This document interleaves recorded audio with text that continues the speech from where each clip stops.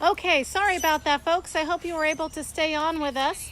Again, this is Shanae with the Sedgwick County Zoo. Sorry, I'm turning off the tablet that now has decided it's going to start recording what I'm saying. We had some problems with our tablet, so we went ahead and switched over to the phone here.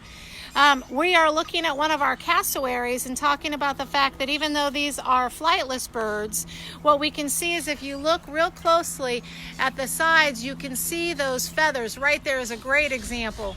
Those are their wings right there, and those spurs that you can see there on the wings are very strong and can be very dangerous, and just one of the things that they use to protect themselves. You can also see those gigantic, I guess, velociraptor-ish feet. Those feet also are strong and will help them kick and move around and help protect themselves from any predators that might be out there. That beautiful coloration, there's a lot of questions as to why they have all that coloration. It could be everything from helping them find each other when they're in the forest to attract a mate. There's a lot of discussion still out there on what particularly those head feathers or the head skin is all about. A beautiful bird, though, that's, I think, very prehistoric looking.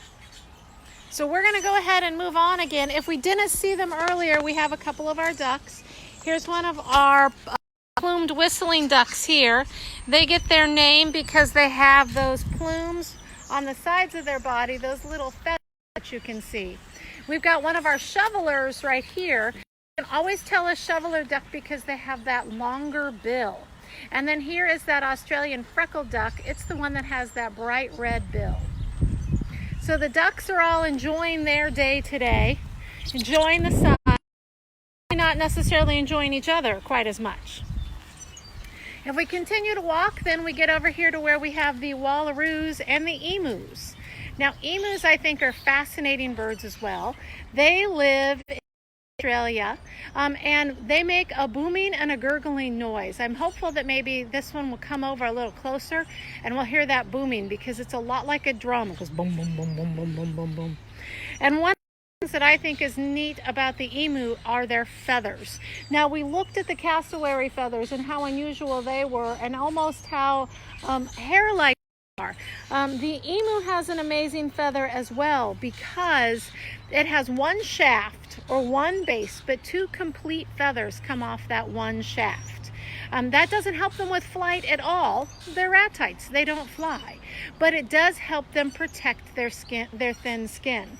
All birds have a very thin skin, so it's important for them to have something then that can help protect them, protect that skin, and help keep them warm. So if we look, I'm going to see if I can't cross over here real quick. There's an emu feather that's right here that I'm going to grab and show you guys. I hope. Okay, here it is. So I'm going to put it right up here. Maybe you can see that. So here's that one shaft right there. And out of that one shaft, you can see these two complete feathers that come out.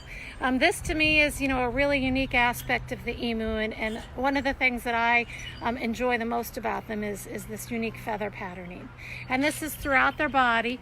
If you look right here, you can see those feathers as they walk away. The same type of prehistoric looking feet that we saw on those cassowaries as well as some of the beautiful blue coloration on the head, but not that cast and not that red wattle that we saw on the cassowary. Okay, we're gonna go ahead and continue to move down the pathway here just a little bit. I'm gonna go ahead and cross back over so I don't have to watch for the emu. And coming up soon, you can see our wallaroo. Now, as we mentioned earlier, wallaby and wallaroo are all types of kangaroo. Really, it just kind of depends on where they live and the size and their fur. What we can see is that the wallaroo are often animals that are a little hairier than some of the kangaroos, but still very nice size. You can see we've talked a lot about enrichment in some of our different videos, and you can see here some of the different enrichment pieces that are Today it looks like Katie put up some wind chimes for them. So not only might they be able to go around and sniff them and mess with them, but they also can hear those different vocalizations, or those different sounds as they go. We're going to flip back over here to the pond. We already went ahead and discussed those straw-necked ibis. You can see we do have a colony here of straw-necked ibis. And then that black swan is sitting on a nest as well. You can see there she's kind of protecting that nest and making sure that we keep our distance. Over next to the log under the shade of this tree, you might be able to see those little harlequin geese. They are a small goose, but they are robust in their personalities. A really beautiful bird with a lot of coloration. Maybe you can hear the sounds of the waterfall today. The red buds are blooming and beautiful as well. Hopefully you guys have some red buds in your yards. We're going to get closer to one of the emus here in just a second. Could you hear that little boom, boom, boom, boom, boom as you go? The wallaroo is also from Australia. Kangaroos are found in Australia. Generally, the kangaroo are found nowhere else. Australia has some of the most interesting wildlife in the world. I find that wildlife was able to survive there like it hasn't in the world. So Australia is very strict with its wildlife regulations regarding what can come in the country and what can go out of the country as well. So wallaroos will spend the heat of the day resting in caves or under shady rock outcroppings. So that's an important thing for them because in the Australian outback it can easily get well over 110 degrees. So this allows them to stay cool during the heat of the day, and then once the sun goes down and it cools off, they can go ahead and go out searching for the vegetation that they would eat. Emus are also animals that would eat vegetation as well as seeds and some insects when they could find them as well. One of the interesting things about emus is that the females lay the eggs. They will lay anywhere between about 8 to a dozen green eggs. Those green eggs actually at one point caused the emu population to start to decline because so many eggs were being collected to be made into different trinkets and ornaments. But once the female lays the eggs, she leaves and leaves the male to take care of the eggs. He then doesn't eat, he doesn't leave the nest. His sole job is to protect those eggs and raise those young. Once those young are hatched, they kind of are speckled like a little brown watermelon, and the male continues then to take care of them and make sure that they have everything that they need. They are pretty gregarious from the beginning, meaning that they're able to get out and find food on their own, but still depends on that adult male for protection. The female then, with her goal of having her genetics spread as quickly as possible, the female will go out and then find another male to nest with and reclutch or have 2 different clutches of eggs in 1 year. So I hear that our friends the Kia are over here calling us. So we're going to go ahead and walk this way and see if we can't find one of our Kia. Now, some of you might recall that we did a Facebook Live just on the Kia. They are a pretty interesting bird. This is a cold weather parrot that lives in New Zealand and will often cause ruckus everywhere it goes. We can see we've got a Kia right down there. So they have a very long bill, which they then can use to do everything from eat different vegetation, but they will also eat meat.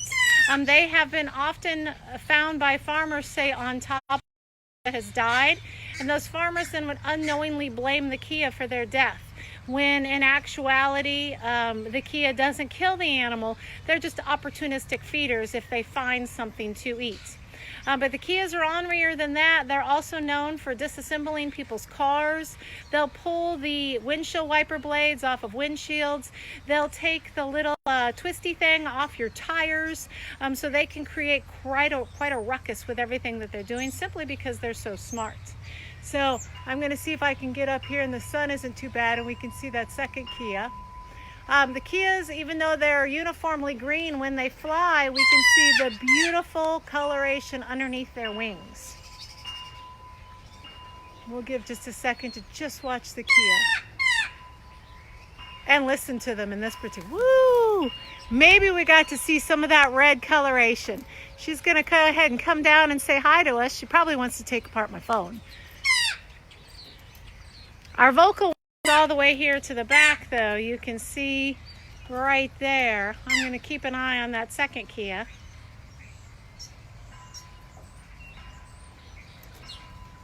So these are the sights and the sounds of Australia while we are closed to public. Even though we're closed, the animals continue to have their days as normal, just with a few less people. So the keepers are doing a great job of going through and making sure that the animals have plenty of enrichment, but we do get asked occasionally if we think that they are lonely. I think Katie said it best when she said, you know, some of them at first were like, woo, this is great.